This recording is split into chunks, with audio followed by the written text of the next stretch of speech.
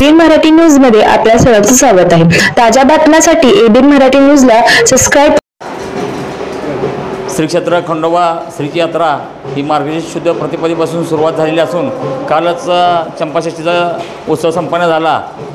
मार्गशीर्ष शुद्ध प्रतिपदा हे श्री खंडेराय यांनी मार्तंड भैरव अवतारामध्ये मणिमल्ल त्याचा संहार करण्यासाठी जो अवतार घेतलेला दिवस आहे तो दिवस आहे। आणि या दिवशीच म्हणजे सर्व ऋषीगणांना जो भूतलावरती ह्या राक्षस लोकांचा त्रास होता, या सर्व राक्षस प्रवृत्तीचा नाश करण्यासाठी सर्व ऋषीमुनींनी भगवान शंकराकडे आराधना केली व त्यांनी या दैत्याचा संहार करण्याची मागणी केली। त्यावेळेस श्री खंडेराय अवतारामध्ये जो युद्धाची सुरुवात झाली, हा युद्धाचा सुरुवातीचा दिवस म्हणजे मार्गशीर्ष शुद्ध प्रतिपदा असून हे युद्ध हे किमान 6 दिवस चाललं। आणि हा विजयाचा दिवस म्हणजे चंपाषष्ठी। हा विजय उत्सव साजरा करण्यासाठी सर्व देवलोकांनी भगवान शंकरावरती चाफ्यांचा फुलाचा वर्षाव केला, त्यामुळे या दिवसाला चंपाषष्ठी असं नाव पडण्यात आलं। आणि हा दिवस चंपाषष्ठी म्हणून हा उत्सव साजरा केला। तो दिवस रविवार असल्याकारणानं मार्गशीर्ष महिन्यातील सर्व रविवार श्रीची यात्रा ही मोठ्या प्रमाणात या ठिकाणी पार पडली असते।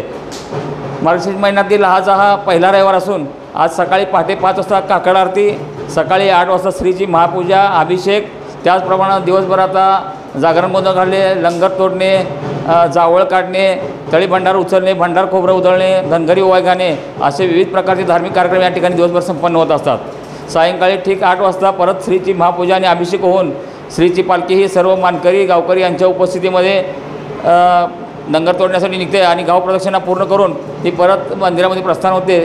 त्यानंतर सर्व मानकरी लोकांना पान सुपारीचा मानाचा विडा देऊन ही यात्रेच्या दिवसाची सांगता होत असते। या ठिकाणी मंदिर समितीकडून आकर्षक असा फुलाचा देखावा या ठिकाणी करण्यात आलेला आहे। त्याचबरोबर CCTVचे सोय असेल किंवा कमांडोची फौज तैनात या ठिकाणी केली आहे। त्याचबरोबर अन्नदान महाप्रसादाचा देखील या ठिकाणी मंदिर समितीकडून व्यवस्था करण्यात आलेली आहे।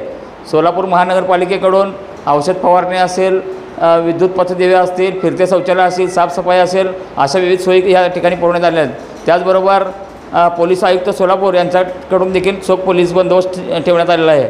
अशा पद्धतीनं सर्व पुजारी मंडळी, गावकरी आणि मानकरी यांच्या सहकार्याने ही यात्रा व्यवस्थितरित्या पार पडत आहे।